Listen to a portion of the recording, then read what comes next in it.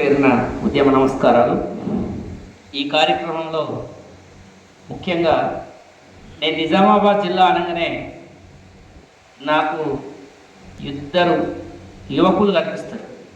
ఎవరంటే మొదటి వ్యక్తి మా జగడం వెంకన్న, రెండో వ్యక్తి మా దాసరి మూర్తన్న. ఎందుకంటే ఈ ఏజ్లో నాకు ఫోన్ చేస్తూ ఉంటారు, నన్ను నిద్రపోని ఏమైనా మన ఉద్యమం ఇందాక వచ్చిందని చెప్పేసి. మా మూర్తన్న అంటే నాకు చాలా ఇష్టం. మా వెంకన్న అయితే మా ఆఫీస్కి వస్తాడు. ఇంత చక్కటి కార్యక్రమం ఏర్పాటు చేసినటువంటి మూర్తన్న, ఆ తర్వాత మా అశోక్ గౌడ్ గారికి, ఈ కార్యక్రమంలో వచ్చినటువంటి మిత్రులు, ఉమ్మడి నిజామాబాద్ జిల్లా అధ్యక్షులు అన్నగౌడ్ నారాగౌడ్ గారికి, రాంపూర్ రామగౌడ్ గారికి, మోతే రామగౌడ్ గారు అన్నగారు, ఎక్స్ జెడ్పీటీసీ, ఎక్స్ ఎంపీపీ, తమ్ముడు రాసా శ్యామ్ గారికి, నాతో సుదీర్ఘకాలంగా ఉన్నటువంటి మిత్రుడు జస్సు అనిల్ అడ్వకేట్ గారికి, కొయ్యాడ నరసింహగౌడ్ గారికి, ఆరేపల్లి గంగాధర్ గారికి, శ్రీరామ్ గారికి, భిక్షపతి గౌడ్ గారికి, శ్రీ ఎర్రా శ్రీహరి గౌడ్ గారికి, మిత్రులందరికీ కూడా వచ్చినటువంటి అక్కకు, చెల్లెకు, అన్నదమ్ములందరికీ పేరు పేరున ఉద్యమ నమస్కారాలు తెలియజేస్తున్న మిత్రులుగా. నిజామాబాద్ జిల్లా అంటే, నిజామాబాద్ జిల్లా చరిత్ర చదివితే అసలు నిజంగా తెలుగు రాష్ట్రాలలో గొప్ప బీసీ ఉద్యమ చరిత్ర, జ్ఞాన యుద్ధం చేసిన చరిత్ర మన నిజామాబాద్ జిల్లా. మనం ఇప్పటిదాకా జ్యోతిరావు పూలే, సావిత్రిబాయి పూలే గురించి మాట్లాడుతున్నాం. సావిత్రిబాయి పూలే ఎక్కడ పుట్టిందో మీకు తెలుసా? నిజామాబాద్ జిల్లాలో. చాలామంది తెలియదు. సావిత్రిబాయి పూలే పుట్టింది నిజామాబాద్ జిల్లా. సావిత్రిబాయి పూలేది మహారాష్ట్ర, సావిత్రిబాయి పూలే అమ్మమ్మ గారు నిజామాబాద్ జిల్లా. ఈ బాన్స్వాడ ప్రాంతం, ఎల్లారెడ్డి ప్రాంతం. అక్కడి నుంచి ఆమె ఖండాల ప్రాంతంలో వాళ్ళ అమ్మనిస్తే ఆమె పుట్టింది నిజామాబాద్ జిల్లాట. అక్కడి నుంచి ఆమె పూణేకి ఇచ్చారు, మహాత్మా జ్యోతిబా పూలేకి ఇచ్చిపోయి. ఎంత గొప్ప చరిత్ర నిజామాబాద్ జిల్లా. అదొకటి. అంటే ఈ దేశంలో మహిళలు బానిసత్వం నుంచి విముక్తి కావాలి, ఆత్మగౌరవంతో బతకాలి, వాళ్ళు స్వాభిమానంతో బతకాలి, వాళ్ళు విద్య నేర్చుకోవాలని చెప్పి ఆ తల్లి తన జీవన పర్యంతం మహిళా సమాజం కోసం, బీసీ మహిళల కోసం కాదు, మహిళా సమాజం కోసం, బ్రాహ్మణ మహిళల కోసం పనిచేసిన మహాతల్లి పుట్టిన గడ్డ ఈ నిజామాబాద్ జిల్లా. ప్రతి మహిళ, ఈ దేశంలో పుట్టిన ప్రతి బిడ్డ మాతా సావిత్రిబాయి పూలేకి మనం రుణపడి ఉన్నాం, మహాత్మా జ్యోతిబా పూలేకి మనం రుణపడి ఉన్నాం. అదేవిధంగా మిత్రులారా, ఉస్మానియా యూనివర్సిటీలో ఒక ఉద్యమ కెరటం నాయి బ్రాహ్మణ కులం నుంచి, అంటే నాయి బ్రాహ్మణ అంటే అందరికీ అర్థం కావచ్చు, మంగళి కులం నుంచి మన నిజామాబాద్ బిడ్డ బోధన్ నియోజకవర్గం నుంచి జంపాల చంద్రశేఖర ప్రసాద్, చాలామంది తెలుసుంటుంది, ఆయన నాయి బ్రాహ్మణుడు. నిజామాబాద్ బోధన్ నుంచి వచ్చి ఉస్మానియా యూనివర్సిటీలో జార్జ్ రెడ్డికి కుడి భుజంగా, అందుకనే జార్జ్ జంపాల అంటారు. పిఎస్సి, ప్రోగ్రెసివ్ స్టూడెంట్ యూనియన్ పెట్టిన వాళ్ళు, ఈరోజు పీడిఎస్సి అయింది. జార్జ్ జంపాల అంటారు, గుర్తుందో లేదు. జార్జ్ రెడ్డి కేరళ, జంపాల చంద్రశేఖర్ ప్రసాద్ బోధన్ నియోజకవర్గం పక్కన చిన్న ఊరు, బోధన్ ఊరుకు ఒక 4-5 కిలోమీటర్ల దూరం. ఎంత విద్యావంతులు ఉన్నారు ఇక్కడ, ఎంత గొప్ప మేధావులు ఉన్నారు. ఒక నాయి బ్రాహ్మణుడు, మన మిత్రుడు, మన సోదరుడు జంపాల చంద్రశేఖర ప్రసాద్ డప్పు కొట్టుకుంటూ హైదరాబాదు ఓల్డ్ సిటీలో, హైదరాబాదులో రాష్ట్రం మొత్తం, తెలుగు రాష్ట్రాలు మొత్తం తిరిగి ఆయన ఆర్గనైజ్ చేసి ఉన్నత విద్యా విధానాన్ని, సాంకేతిక విద్యా విధానాన్ని అందుబాటులోకి తీసుకురావాలి ఈ బీసీ, ఎస్సీ, ఎస్టీలకు అని చెప్పారు. అది ఎంతమందికి తెలుసో నాకు తెలియదు, కానీ నేను జంపాల చంద్రశేఖర్ ప్రసాద్ పేరు చెప్తే గర్వపడు. చాలా గొప్పవాడే జరుగుతుంది. అది వీళ్ళ చరిత్రను మనం మర్చిపోవద్దు. నిజామాబాద్ జిల్లా అంటేనే బీసీల జిల్లా. ఇక్కడ ఒక ఆరుగురు రాజారాం గారు, గడ్డం రాజారాం, ఈ రాష్ట్రానికి ఆర్థిక శాఖ మంత్రిగా పనిచేసిండు. తెలుగు రాష్ట్రాల ఉమ్మడి ఆంధ్రప్రదేశ్కు ముఖ్యమంత్రి కావాల్సిన వ్యక్తి. మొన్ననే మా జగడ వెంకన్న గారితో డిస్కషన్ చేసిన ఆయన చరిత్ర గురించి మేము మాట్లాడుతున్నాం. అదేవిధంగా ఈ పక్కనే కొండా లక్ష్మణ్ బాబూజీ గారు, ఈ నియోజకవర్గాన్ని ఎమ్మెల్యేగా చేసినటువంటి వీరావతి అనిల్ గారు, మదియాస్కి గౌడ్ గారు, బాలా గౌడ్ గారు, ఇప్పుడు ఈ రాష్ట్రంలో పిసిసి పగ్గాలు చేపట్టినటువంటి మన మహేష్ గౌడ్ గారు, అంతకుముందున్న మన ధర్మపురి శ్రీనివాస్, ఆకుల లలిత, వీళ్ళంతా మన బీసీలే. నిజామాబాద్ అంటేనే నిజామాబాద్ గడ్డ అంటేనే బీసీల అడ్డ, అది గుర్తుపెట్టుకోండి. నిజామాబాద్ గడ్డ అంటేనే బీసీల అడ్డ, ఇంకోటి లేదు. బీసీలందరూ, మా మిత్రుడు చెప్పిండు, బీసీలందరూ ఇట్లా నిండిపోవాలి. నిండాల్సిన అవసరం లేదు. ఎందుకు నిండాలి? ఇవాళ పనాలు చేసుకోవాలి. మనం జస్ట్ ఒక సోయి ఉంటే సరిపోతుంది. మన వాళ్ళకి మనం ఓటేసుకోవాలి, మనోనికి మనం సహకరించుకోవాలి. అన్న జెడ్పీటీసీ ఎంపీపీ చేసిండు, అన్న సీట్లో కూర్చుంటాడు, అన్నకు తెలుసు ఎవరికి ఏం చేయాలి. కాబట్టి అటువంటి అన్నది మనం గెలిపించుకోవాలి. మహేష్ అన్న లాంటి వాళ్ళని తీసుకొని మనం పైన పెట్టుకోవాలి. మహేష్ అన్న లాంటి వాడు ముఖ్యమంత్రి కావాలని మనం కోరుకోవాలి. కాంగ్రెస్ పార్టీకి రాష్ట్ర అధ్యక్షుడు బీసీనే ఉండాలి ఈ రాష్ట్రంలో. బీజేపీ పార్టీకి రాష్ట్ర అధ్యక్షుడు బీసీనే ఉండాలి, ఈటల రాజేంద్రన్న లాంటి వాడు. బీఆర్ఎస్ పార్టీకి బీసీనే ఉండాలి. బీఆర్ఎస్ పార్టీకి బీసీ అధ్యక్షుడు ఎందుకు ఉండకూడదు? కేసీఆర్, కేటీఆర్, హరీష్ రావు వాళ్ళే ఎందుకు ఉండాలి? కేసీఆర్ నేను తెలంగాణ రాష్ట్ర సమితి పెడతాను బయటకు వచ్చినప్పుడు సిరికొండ మధుసూదనాచార్య ఆయనతో బయటకు వచ్చింది. ఆ దినం నుంచి ఈ రోజు వరకు ఆయనతోనే ఉంటున్నాడు. ఆయనకు నమ్మిన బంటు. కేసీఆర్ కూర్చోమంటే కూర్చుంటాడు, లేవమంటే లేస్తాడు. మరి కేసీఆర్కు బుద్ధి లేదా? సిరికొండ మధుసూదనాచార్య నా మిత్రుడు, ఎంబీసీ. సిరికొండ మధుసూదనాచార్యకి నేను బీఆర్ఎస్ రాష్ట్ర అధ్యక్షుడు ఇస్తే ఏమైతే కేసీఆర్ జాగిరేమన్నా పోతుందా? కేసీఆర్ జాతీయ అధ్యక్షుడు ఉంటాడు కదా. చంద్రబాబు నాయుడు ఆంధ్రప్రదేశ్లో అచ్చెన్నాయుడు ఇయ్యలేదా? అచ్చెన్నాయుడు కళింగ బీసీ కాదా? అంటే ఎందుకు నీకు అంత అభద్రతాభావం కేసీఆర్? నువ్వు దొంగవు కాబట్టి నీకు అభద్రతాభావం. నీ ఎమ్మటి ఉన్న మిత్రుడు నేను నమ్ముకొని నీ పార్టీల కార్యకర్తగా ఎదిగిన కానుంచి ఈ రోజు వరకు ఉంటే ఆయనకు రాష్ట్ర అధ్యక్షుడు ఇస్తానికి కూడా నీకు అయితే. పోతే మా జగిత్యాలకు సంబంధించినటువంటి ఎల్రమణ, నువ్వు చెప్తే టీడీపీ పార్టీ రాష్ట్ర అధ్యక్షుడు వదిలిపెట్టి నీతో వచ్చిండు కదా, మరి ఆయన చేయి. తెలంగాణ రాష్ట్ర అధ్యక్షుడు బీఆర్ఎస్ నుంచి ఎందుకు చేయం? నీకు అభద్రతాభావం. ఫామ్ హౌస్లో పండుకొని బయటికి వెళ్ళవు. నిన్న మొన్నటి దాకా గెలిచినప్పుడేమో నీ ఇష్టం వచ్చినట్టు మాట్లాడినావు, ఓడినప్పుడు మళ్ళీ పత్తలే కూడా పోయి. మిత్రులారా, నిజామాబాద్ వాసులుగా నిజామాబాద్ గడ్డ మీద పుట్టినందుకు మీరంతా గర్వపడాలి. నేను ఈ నిజామాబాద్ గడ్డ మీద ఇక్కడికి వచ్చినప్పుడు నాకు చాలా గర్వం ఉంటుంది. నిజామాబాద్ గడ్డకు వస్తే అరే నిజామాబాద్ జిల్లా పోయి మా బీసీల అడ్డా ఇది, ఇక్కడికి వస్తేనే నిజమైన ఆత్మగౌరవం మాకు ఇక్కడి నుంచే స్టార్ట్ కావాలి, ఇక్కడి నుంచే ఉద్యమం స్టార్ట్ కావాలని నేను మనస్ఫూర్తిగా కోరుకుంటా. మిత్రులారా, మీరు ఈ విషయం అందరికీ చెప్పి ఏమనంటే సావిత్రిబాయి పూలే పుట్టింది మన నిజామాబాద్లో, జంపాల చంద్రశేఖర్ ప్రసాద్ యొక్క పుట్టింది ఇక్కడ, ఆరుగురు రాజారాం పుట్టింది ఇక్కడ, ధర్మపురి శ్రీనివాస్ పుట్టింది ఇక్కడ. ధర్మపురి శ్రీనివాస్ అంటే మజాక్ కాదు, వైఎస్ రాజశేఖర్ రెడ్డికే చెమటలు పట్టించి వైఎస్ రాజశేఖర్ రెడ్డి భయపడ్డాడు. అరే నా సీఎం పోస్ట్ ఎత్తకపోతున్నాయి నిజామాబాద్, ఆయన నేను కడపకి చూసిన, ఆయన పక్క పొంటే కూడా హైదరాబాద్ అని చెప్పేసి భయపడ్డాడు. ఆ దినం ఈయనకు ధర్మపురి శ్రీనివాస్ అన్న తినక ఇచ్చినుంటే సీఎం ఆయన పని అవుతుంది. ఇదే ఈరావతి అనిల్ అన్న ప్రజారాజ్యం పార్టీ నుంచి 2009లో గెలిచినప్పుడు 2010లో తెలంగాణ జేఏసీ మీటింగ్ పెడితే కోదండరాం నాయకత్వంలో ఈరావతి అనిల్ మద్దతు తెలపడానికి పోతే నువ్వెవర్రా పీఆర్పీ పార్టీలో ఆంధ్ర పార్టీలో గెలిచేసినావు ఈరావతి అనిల్ మీద ఇందిరా పార్క్లో దాడి చేసినప్పుడు నేను కొండ లక్ష్మణ్ బాబూజీ గారితో కలిసి పనిచేస్తున్నాను. కొండ లక్ష్మణ్ బాబూజీ ఇంటికి వచ్చి నేను ఏడ్చింది, నన్ను ఇట్లా కొట్టిరని చెప్పేసి బట్టలు చెప్పి అంతా ఆగమాగం చేసి. కొండ లక్ష్మణ్ బాబూజీ గారి పిలుపు మేరకు మేము బుధాన్ పోచంపల్లి నుంచి ఒక 5-6 వేల మందిని జమ చేసి అక్కడి నుంచి కేసీఆర్కు కోదండరాంకు అల్టిమేట్ ఇచ్చి బెదిరియడం జరిగింది. మా బీసీ ఎమ్మెల్యే మీరు కొడతారా రాబోయ్, మా నిజామాబాద్ బాల్కొండ బిడ్డ, నిజామాబాద్ గడ్డ మీద గెలిచినోడు, నిజామాబాద్లో పుట్టినోడు, ఎన్ఆర్ఐగా వచ్చి ఇక్కడ గెలిస్తే ఒక పీఆర్పీ పార్టీలో గెలిచినంత మాత్రాన మామూలు మీద మీరు దాడి చేస్తారా అని చెప్పేసి ఆ రోజు చాలా పెద్ద ఎత్తున ఉద్యమం చేసినాం. కొండ లక్ష్మణ్ బాబూజీ గారి నాయకత్వంలో నేను నా మిత్రులు ఇంకెంతో మంది కలిసి. ఆ విషయం అనిలన్నా కూడా తెలిసి ఎప్పుడన్నా కలిస్తే అడుగు నరేందర్ గౌడ్ చెప్పిండని అడుగు. అదేవిధంగా మిత్రులారా, నిన్న మొన్న బీసీ ఉద్యమాలకు ఫుల్ జోష్ వచ్చింది. ఎప్పుడు వచ్చింది?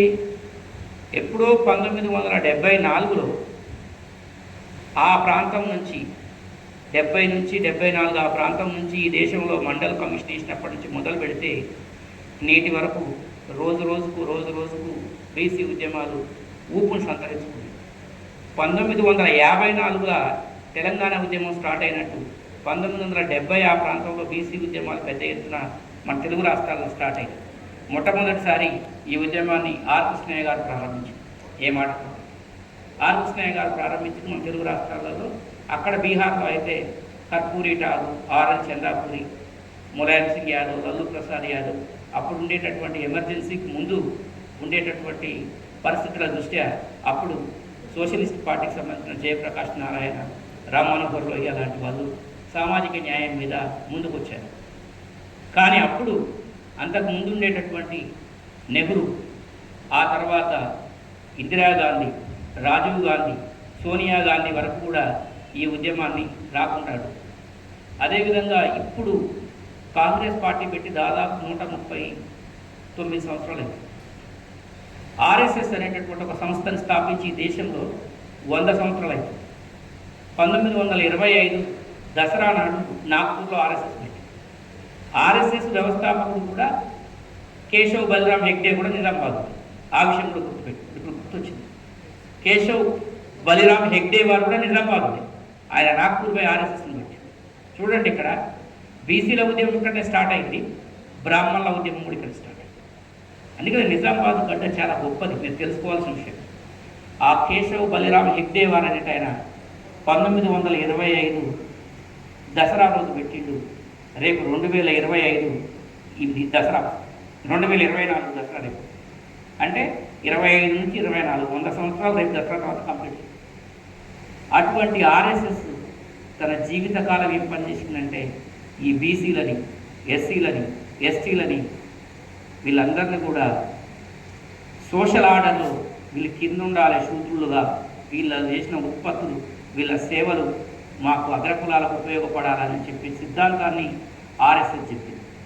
ఆర్ఎస్ఎస్ చెప్పి మండల్ కమిషన్ మూమెంట్లో బీసీ రిజర్వేషన్లు అడ్డుకోవడం కోసమే ఆర్ఎస్ఎస్ బీజేపీ పనిచేసింది. అటువంటి ఆర్ఎస్ఎస్ కొమ్ములు విరిచినాం. నిన్నగాక మొన్న నాగ్పూర్లో మీటింగ్ పెట్టి దేశవ్యాప్త కులగణన చేసడానికి మాకు ఎటువంటి ఇబ్బంది లేదని చెప్పింది ఆర్ఎస్ఎస్. అడ్డుకుంది ఆర్ఎస్ఎస్ఏ, ఇప్పుడు దేశవ్యాప్త కులగణన చేయడానికి మాకు ఇబ్బంది లేదని చెప్పింది కూడా ఆర్ఎస్ఎస్.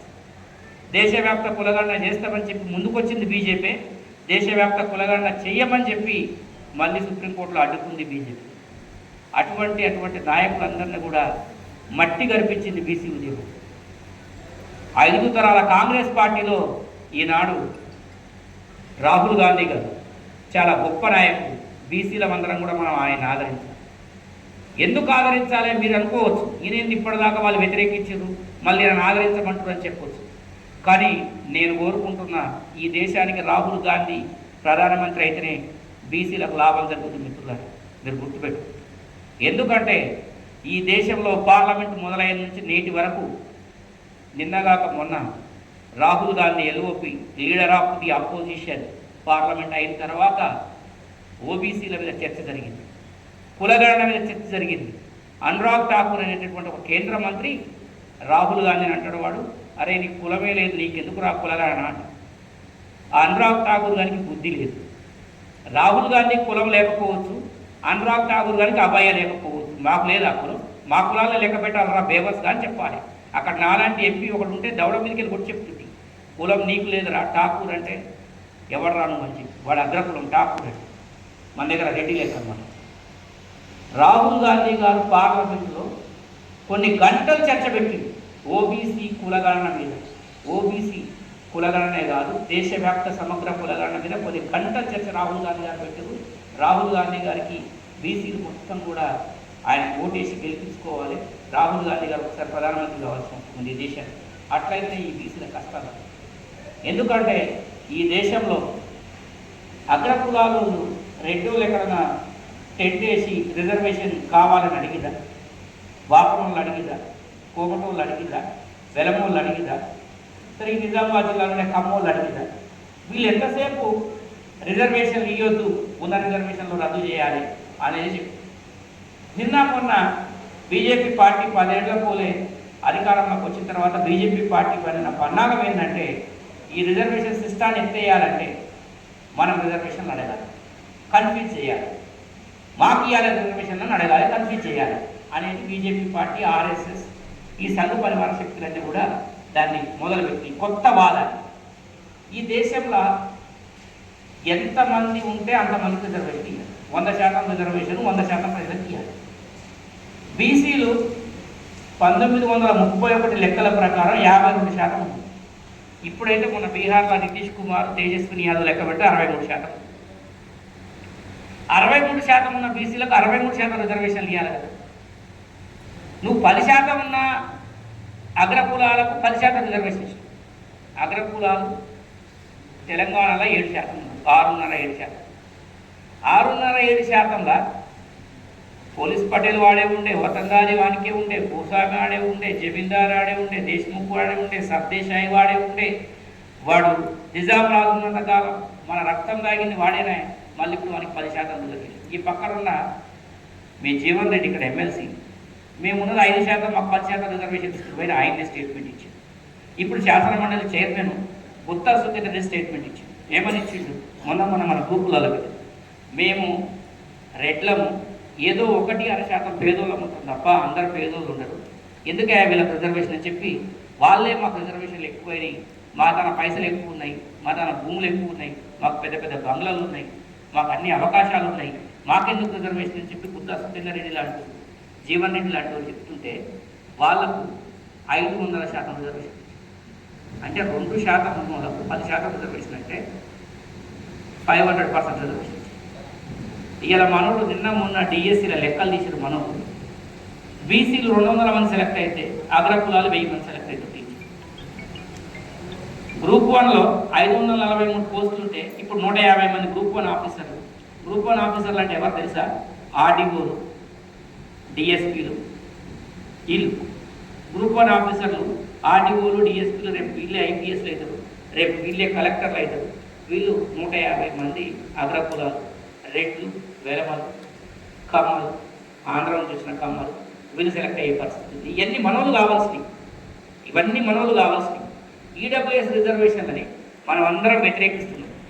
ఆంధ్రాలో ఆలా వెంకటేశ్వరరావు అని చెప్పేసి ఒక యాదవ్ బిడ్డ ఈడబ్ల్యూఎస్ రిజర్వేషన్ మెడికల్ సీట్లలో వర్తింపజేయొద్దని చెప్పి ఆంధ్రప్రదేశ్ హైకోర్టులో వేస్తే ఆ రిజర్వేషన్ పక్కకు పెట్టాలని హైకోర్టు తీర్పిచ్చింది ఆంధ్రప్రదేశ్లో నిన్న రీసెంట్. కానీ ఈ పక్కన ఉన్న కామారెడ్డిలో వాడు ఒక బుద్ధి లేని వెధవ ఉన్నాడు, కాటేపల్లి వెంకటరమణారెడ్డి ఏదో ఉన్నది పేరు. వారికి మన బీసీ బిడ్డలు 2 ముఖ్యమంత్రి అభ్యర్థులు కాదని వానికి ఓటేస్తే వాడు చేసిన వెధవ పని ఏంటంటే, వెధవాడు ఈ రాష్ట్రంలో ఈడబ్ల్యూఎస్ రిజర్వేషన్లని ఇంప్లిమెంట్ చేయాలి మెడికల్ సీట్లలో, ఐఐటీల్లో అని చెప్పి వాడు మన కాళోజీ నారాయణరావు మెడికల్ యూనివర్సిటీకి నోటీసులు ఇప్పించింది, హైకోర్టులో కేసేసి. నేను ఆ వెంకటరమణారెడ్డి గారిని అడగదలుచుకున్నారే వెధవ, వానికి పంపాలి వీడియో. అరే వెధవ వెంకటరమణారెడ్డి, నీకు రెడ్లే ఓట్లు వేసినారా బేకూగా? నీకు వెలమలే ఓట్లు వేసినారా బేకాకుండా? బీసీ లేదురా ఫాల్తుగా? బీసీ రిజర్వేషన్ల గురించి నువ్వు ఎందుకు మాట్లాడరా అని మీరు అందరూ అడగాలి.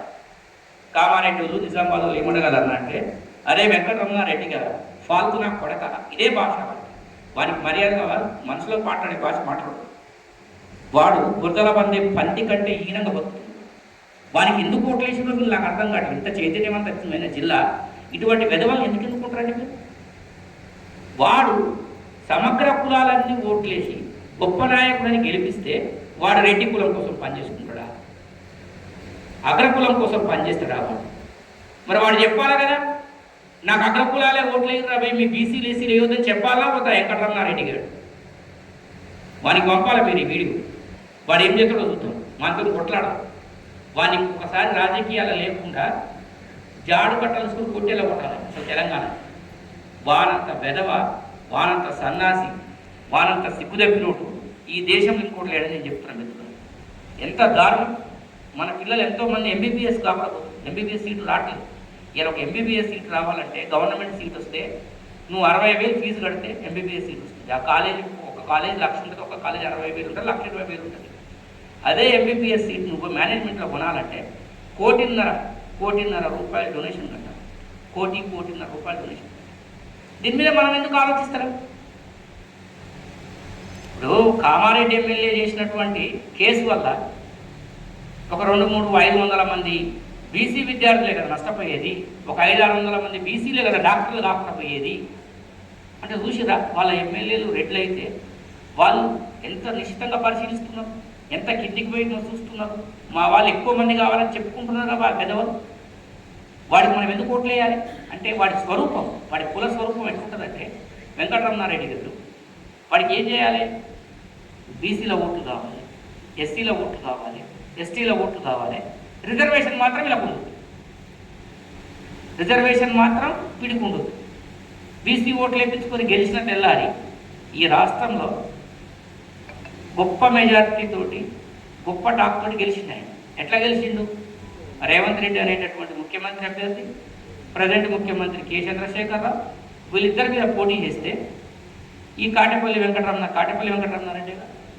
వెంకటరమణారెడ్డి గెలిచిండు. ఎవరు సపోర్ట్తో గెలిచిండు? ఇప్పుడు అడుగు రాయండి. నాకు బీసీలు ఓట్లు అయితే గెలవలే, మా రెడ్డి ఓట్లు వేసారు, కామారెడ్డి మొత్తం రెడ్లే ఉన్నారా? కామారెడ్డి అని ఊరుంటే రెడ్లే ఉంటారు, అక్కడ ఉంటారు కదా, బీసీలు ఉంటారు కదా, బీసీలు ఓట్లు అయితేనే గెలిచినావు కదా. మరి ఈడబ్ల్యూఎస్ రిజర్వేషన్ మెడికల్ సీట్లలో మీరు ఇంప్లిమెంట్ చేయాలి. కేంద్ర ప్రభుత్వము గతంలో ఏం చేసిందంటే ఈడబ్ల్యూఎస్ ప్రవేశపెట్టినప్పుడు బీసీ రిజర్వేషన్లను డిస్టర్బ్ చేయకుండా ఎస్సీ ఎస్టీ రిజర్వేషన్లను డిస్టర్బ్ చేయలేదు. చేస్తే మన బీసీ రిజర్వేషన్లను డిస్టర్బ్ చేయాలి. బీసీ రిజర్వేషన్లకు రాజ్యాంగ హోదా లేదు కాబట్టి వాళ్ళకు రాజ్యాంగ హోదా ఉంది. వాళ్ళు ఎంత పర్సెంటేజ్ ఉంటే వాళ్ళకి అంత పర్సెంటేజ్ ఇవ్వాల్సింది రిజర్వేషన్. దాన్ని ఎప్పుడు కదిలేదు. చట్టబద్ధత ఉంది వాళ్ళకి చట్టబద్ధత లేదు కాబట్టి 50% సీలింగ్ దాటదు. కాబట్టి ఈ 10%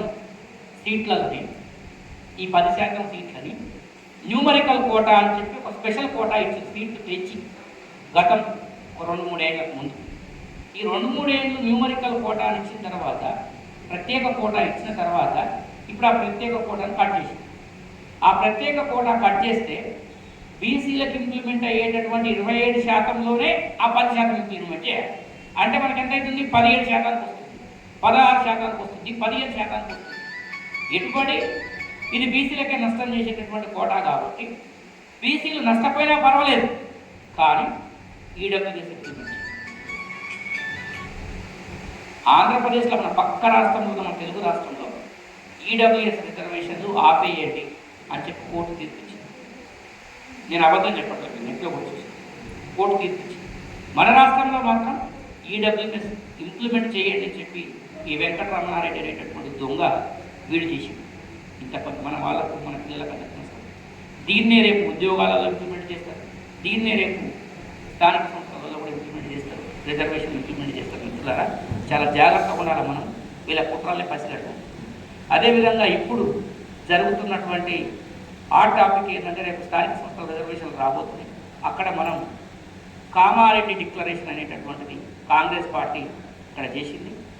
ఆ కామారెడ్డి డిక్లరేషన్ని మన పక్కన ఉండేటటువంటి పక్క రాష్ట్రం సిద్ధరామయ్య గారు, మన మధుయాష్కి గౌడ్ గారు వీళ్ళంతా కూడా వచ్చి ఇక్కడ హామీ ఇవ్వడం జరిగింది బీసీలకు. కామారెడ్డి డిక్లరేషన్లో ముఖ్యంగా వాళ్ళు ఇచ్చిన హామీలు ఏంటంటే మనకు ఈ 5 సంవత్సరాల్లో బీసీల పేరు మీద ప్రతి సంవత్సరం బడ్జెట్లో 20,000 కోట్లు పెట్టి 1,00,000 కోట్లు ఖర్చు పెడతాం బీసీల అభివృద్ధి కోసం అన్నప్పుడు చెప్పింది. కానీ ఇప్పుడు 9,000 కోట్లు పెట్టి ఇదే రేవంత్ సర్కార్. స్థానిక సంస్థలు అంటే జెడ్పీటీసీ, ఎంపీపీ, ఎంపీటీసీ, మున్సిపల్ కౌన్సిలర్లు, సర్పంచ్లు, వార్డు మెంబర్లు, జెడ్పీ చైర్మన్, లోకల్ బాడీస్ అన్నీ కూడా స్థానిక సంస్థలు. వీటిల్లో 42% రిజర్వేషన్ ఇస్తాము, రాష్ట్ర స్థాయిలో సమగ్ర కులగణన చేస్తామని చెప్పి ప్రామిస్ చేసింది కాంగ్రెస్ పార్టీ. దానికి కట్టుబడి ఉన్నామని చెప్పేసి మన పీసీసీ ప్రెసిడెంట్ ప్రకటించింది, మన మంత్రి పొన్నం ప్రభాకర్ గారు ప్రకటించింది, ముఖ్యమంత్రి గారు ప్రకటించింది. అది చేయాలని చెప్పి ఉద్యమాలు చేస్తున్నాం. ఇప్పుడు మేమందరం కూడా హైదరాబాద్లో ఉన్నాం. మొన్న అన్న రామాగౌడ్ అన్న కూడా వచ్చింది. మేము వాళ్ళు చాలామంది కూడా ఇంప్లిమెంట్ దాంట్లో భాగస్వామ్యం పనిచేస్తున్నాం. దాని మీద మనం ఖచ్చితంగా మనం అందరం కూడా సాధించుకోవాల్సిన అవసరం ఉంది. దానికోసం మనం అందరం పనిచేయాల్సిన అవసరం ఉంది. ఈ స్థానిక సంస్థలతో పాటు సివిల్ కాంట్రాక్టుల్లో, సివిల్ మెయింటెనెన్స్లో కూడా 42% రిజర్వేషన్ ఇవ్వాలని చెప్పేసి డిమాండ్ ఉంది. దాంట్లో తీర్మానం ఉంది కాబట్టి ఆ డిమాండ్ చేసి మనకి ఇక్కడ ఉండేటటువంటి మన వాళ్ళు చిన్న చిన్న కాంట్రాక్టర్లు పోతే గవర్నమెంట్ మెయింటెనెన్స్లో ఉండేటటువంటి థర్డ్ పార్టీ కాంట్రాక్టర్ కూడా మనం తీసుకోవాలి, మన వాళ్ళకి వచ్చేటట్టు ఉంటుంది. ఆ తర్వాత ఎక్సైజ్ శాఖలో కూడా గౌడ్స్ 25% ఇస్తామని చెప్పేసి రిజర్వేషన్ ఇంతకుముందు 15 ఉంటే 25% ఇస్తామని చెప్పింది. ఈ కామారెడ్డి డిక్లరేషన్ సమగ్రంగా మీకు ఒక అవగాహన కోసం చెప్తాను నేను. దీని మీద రేపు లోకల్ బాడీ ఎలక్షన్లలో మనం ఖచ్చితంగా పనిచేయాల్సిన అవసరం ఉంది, దాన్ని సాధించుకోవాల్సిన అవసరం ఉంది. దీన్ని సాధించుకోకపోతే మనం చాలా నష్టపోతాం. అందుకే గత నెల 14వ తారీఖున నేనే ప్రకటించాను. ఏమనంటే స్థానిక సంస్థల్లో కాంగ్రెస్ పార్టీ మేనిఫెస్టోలో ఇచ్చిన మాట తప్పితే ఆమరణ నిరాదీక్ష చేస్తాను ప్రకటించాను. దానికి డేట్ ఏంటంటే మీరు షెడ్యూల్ ప్రకటిస్తే నేనే కూర్చుంటా ఆమరణ నిరాదీక్ష చెప్పడం జరిగింది. ఈలోపు వేరే సంఘాల మిత్రులు వేరే వాళ్ళు నలుగురు చేసింది. తర్వాత రేపు మళ్ళీ మన కులగణన చేయకుండా మన రిజర్వేషన్ లేకుండా పోతే ఖచ్చితంగా మేము ఆమరణ నిరాదీక్ష కూర్చుంటాము. అనేక సంఘాల నాయకులను కలుపుకొని చాలామంది మిత్రులను కలుపుకొని ఆమరణ నిరాదీక్ష చేయాల్సిన అవసరం ఉంది. మీరు అందరూ కూడా సపోర్ట్ చేయాలి. కామారెడ్డి డిక్లరేషన్ సాధించుకోవాలంటే మీరు అందరూ కూడా సపోర్ట్ చేయాలి. దాంతోపాటు ఇప్పుడు మనకు కావాల్సింది ఏంటంటే దేశవ్యాప్త బీసీ ఉద్యమం. దేశవ్యాప్త బీసీ ఉద్యమానికి బీసీ ఏతరుడైన బ్రాహ్మణుడైన కాశ్మీరీ పండిట్ అయిన రాహుల్ గాంధీ గారు నడుము బిగించింది. ఈరోజు ప్రపంచ వేదికల మీద బీసీ రిజర్వేషన్ల గురించి మాట్లాడు. ఆయన ప్రధానమంత్రి అయితే ఈ దేశంలో ఉన్న 50% సీలింగ్ ఎత్తేస్తాడు. బీసీలు ఎంతమంది ఉంటే అన్ని రిజర్వేషన్లు ఇస్తాడు. అగ్రకులాలు ఎంతమంది ఉంటే అన్ని రిజర్వేషన్లు ఇస్తాడు. ఎస్సీ ఎస్టీలకు ఆటోమేటిక్గా వాళ్ళ జనాభా దాపక్ష ప్రకారం వస్తుంది. కాబట్టి బీజేపీ పార్టీ చాలా తెలివిగా ఏం చేసిందంటే ఈ దేశానికి ఒక ఓబీసీని ప్రధానమంత్రిని చేస్తాము, ఈ దేశానికి ఒక మైనార్టీ రాష్ట్రపతిని పెడతాము, ఈ దేశానికి ఒక ఎస్సీ రాష్ట్రపతిని పెట్టింది, ఈ దేశానికి ఇప్పుడు ఒక గిరిజన రాష్ట్రపతిని పెట్టింది, ఒక ఓబీసీ ప్రధానమంత్రిని పెట్టింది. ఈ దేశంలో ఓబీసీ ప్రధానమంత్రి ఒక్కడుంటే ఓబీసీల సమస్యల పరిష్కారం అయితాయా? చెయ్యాలి కదా. ఆయన చేస్తలేదు. ఆయన ఏం చేస్తున్నాడంటే ఓబీసీ ప్రధానమంత్రి అయ్యి అదానీ ఫ్లైట్ ఎక్కుతుంది. అదానీ ఫ్లైట్ ఎక్కడ తిరుగుతుండు? ఆయన స్విట్జర్లాండ్ పోయి అక్కడ కంపెనీలతో అదానీ కంపెనీకి ఒప్పందాలు చేస్తారు. అదానీ కంపెనీ ఆయన పోయి తెల్లారి అదానీ కంపెనీకి ఒప్పందం వస్తుంది. అక్కడ ఏదో ఒక వ్యాపారం. రష్యాకి పోతే అదానీ కంపెనీకి ఒప్పందం వస్తుంది. ఇంకో దగ్గరికి పోతే అదానీ కంపెనీకి ఇప్పటికి దగ్గర 160 దేశాలు చెప్పి 160 దేశాలల్లో అదానీ అనేటువంటి వాడి వ్యాపార సామ్రాజ్యాన్ని విస్తరించారు. ఈయన ఓబీసీల నుంచి ప్రధానమంత్రి అయ్యి ఆయన ప్రధానమంత్రి గారు ఏ కులం అనుకుంటున్నారు మీరు? మన దగ్గర గాండ్లోళ్ళు అంటారు. గాండ్లోళ్ళు ఎక్కారు. గాండ్ల తేలికులు అంటారు. నూనె ఇస్తారు. ఆ కులం ఎట్లయింది? ఆయన యాక్చువల్లీ గుజరాత్లో మహాత్మా గాంధీ కులం వైశ్య సబ్కం నుండి గాండ్ల వృత్తిలోకి వచ్చింది. అంటే నూనె తీసే వృత్తిలోకి తేలి వృత్తిలోకి వచ్చింది. తేలీస్ ఎక్కడ ఉంటారు? ఎక్కువ మన దగ్గర తక్కువ. రాయలసీమలో కొంచెం జరుగుతారు. మళ్ళా గుజరాత్లో ఎక్కువ ఉంటారు, రాజస్థాన్లో ఎక్కువ ఉంటారు, హర్యానా ఈ 3 రాష్ట్రాల్లో తేలీస్ ఎక్కువ. మన దగ్గర గాండ్లోళ్ళు. మన దగ్గర చాలామంది కన్ఫ్యూజ్ చేస్తారు. గాండ్లోళ్ళకు గౌండ్లోళ్ళకు తేడా తెలియక కన్ఫ్యూజ్ చేస్తారు. అయితే మన దగ్గర కూడా ఏం జరిగిందంటే ఆయనకు దగ్గర ఉండేటటువంటి ఒక పోలిక చెప్తారు. ఇప్పుడు నిజామాబాద్ మహబూబాబాద్ ప్రాంతంలో రెడ్డి గాండ్ల క్యాస్ట్ పెద్ద రెడ్డి గాండ్ల. మన దగ్గర ఈ కొమరేలి మల్లన్న ఇడిదిక్కు లక్కమారి కాపు అని మన బొంతురామ్మోహన్ ఉన్నాడు. బొంతురామ్మోహన్ లక్కమారి కాపు ఆయన బీసీలలో ఉంటాడు. రెడ్డి అంటే ఈ రెడ్డి గాండ్ల వృత్తి చేస్తారు. వీళ్ళు రెడ్లే కానీ గాండ్ల వృత్తి చేస్తారు. అక్కడ వీళ్ళు కోమట్లు గాండ్ల వృత్తిలోకి వచ్చారు. ఎవరు? నరేంద్ర మోడీ బీసీనే. ఆయన 2001లో బీసీలో కలిపిన ఆయన. ఈ కోమటి కులం నుంచి గాండ్ల వృత్తిలోకి వచ్చినోడే నరేంద్ర మోడీ. నేను గాండ్లోని అంటే తేలి కులా అని చెప్పు. మళ్ళీ తేలి కులా అని చెప్పుకొని ఏం చెప్తాను తెలుసా? నేను ఎంబీసీకి పోయి చాలా చిన్న కులస్తుని వేరు. ఇప్పుడు కోమటి సాగుగారు వచ్చి చిన్న కులస్తుడు అయింది. ఇప్పుడు మనకు ఆయన ఓబీసీ కోటాలో ఈ దేశాన్ని పరిపాలిస్తుంది. ఆర్ఎస్ఎస్ చేసిన కోట. ఆయన బీసీ కాదంటావా? నీకు నాలెడ్జ్ లేదంటాడు. కాబట్టి ఆయన బీసీనే. నిన్న మొన్న దొంగ దారికి వెళ్ళి దుడ్డి దారికి వెళ్ళి వచ్చి మా లిస్టులో జాయిన్ అయిన బీసీ దొంగ బీసీ. నీకెందుకుంటుంది బీసీల మీద ప్రేమ? ఆయన ఆర్ఎస్ఎస్ దత్తపుత్రుడు. ఆర్ఎస్ఎస్ వంశాన్ని నిలబెట్టాలనుకుంటున్నాడు. ఒక పిల్లాన్ని ఒక ఎస్సీ పిల్లాన్ని తీసుకుపోయి రెడ్డి ఆయన పెంచుకుందాను. ఆయన రెడ్డి అవుతాడా? ఎస్సీ అవుతాడా? రెడ్డి అవుతాడు. రెడ్ల కోసమే పనిచేస్తాడు. రెడ్డి అయితే పెట్టుకుంటే ఆయన కాంకాడు. అట్లా నరేంద్ర మోడీ అగ్రకులాల కోసం పనిచేసే నాయకుడు తప్ప బీసీల కోసం పనిచేసాడు. మొన్న నవంబరు 2022 ఇక్కడికి రాహుల్ గాంధీ గారు పాదయాత్ర చేస్తున్నప్పుడు బీసీ సంఘాలకు అన్నింటికి కలిపి మాకు టైం ఇప్పించారు. మరి ఎస్టీ గౌడ్ గారే నాకు టైం ఇప్పించినాయి. ఇస్తే నేను రాహుల్ గాంధీ గారికి ఒక మాట చెప్పాను, సార్ మీ కాంగ్రెస్ పార్టీ వెంటిలేటర్ మీద ఉంది, సావుకు దగ్గర ఉంది, వెంటిలేటర్ మీద ఆక్సిజన్ ఇస్తే చచ్చిపోయినా పర్వాలేదు కానీ మేము బీసీల గురించి మాట్లాడమని మీరు అన్నారు. కాంగ్రెస్ సావనికి కూడా సిద్ధపడుతుంది కాంగ్రెస్, బీసీలను మాత్రం ఓన్ చేసుకుంటుంది. మాది హిందూ మతం అంటుంది బీజేపీ, బీసీలు మా ఊళ్ళే. అందుకనే బీజేపీ ఈ దేశంలో కరడ వెళ్తుంది, నీ దగ్గర ఉన్న వాళ్ళ తెలియపోతుంది చెప్తే, తర్వాత హర్యానాకు సంబంధించినటువంటి యాదవ్ ప్రొఫెసర్ ఆయన దగ్గర ఉండి రాహుల్ గాంధీ గారికి ఎక్స్ప్లెయిన్ చేసి, ఈ దేశంలో మతాన్ని బలపరిచేది బీజేపీ, మనం సామాజిక న్యాయాన్ని కాపాడితేనే ఈ పార్టీ బతుకుతుంది అని చెప్పి సామాజిక న్యాయ ఎజెండా తీసుకుంది కాంగ్రెస్. చాలామంది గుర్తుపెట్టుకోవాల్సింది ఏంటంటే, సామాజిక న్యాయ ఎజెండా తీసుకుంది కాంగ్రెస్ పార్టీ. కాంగ్రెస్ పార్టీ మనదా, బీజేపీ పార్టీ మనదా, బీఆర్ఎస్ పార్టీ మనదా, సిపిఐ సిపిఎం మనదా అని మీరు అడగవచ్చు. మనది ఏ పార్టీ? మనది ఏ పార్టీ కాదు. యాదగౌడనా దా అన్న, యాదగౌడన్న టీడీపీ నాయకుడు, మా పాత మిత్రుడు అన్న, రండి బైక్ కట్టి దానా. మనకి ఏ పార్టీ కావాలంటే, బీసీలకు మనకు అనుకూలమైన చట్టాలు ఏ పార్టీ చేస్తే మనకు ఆ పార్టీ కావాలి.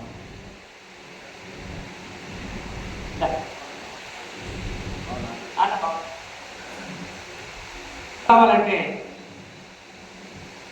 మన ప్రయోజనం, మన బీసీల ప్రయోజనం కోసం ఎవరు పనిచేస్తే ఆడే మన నాయకుడు.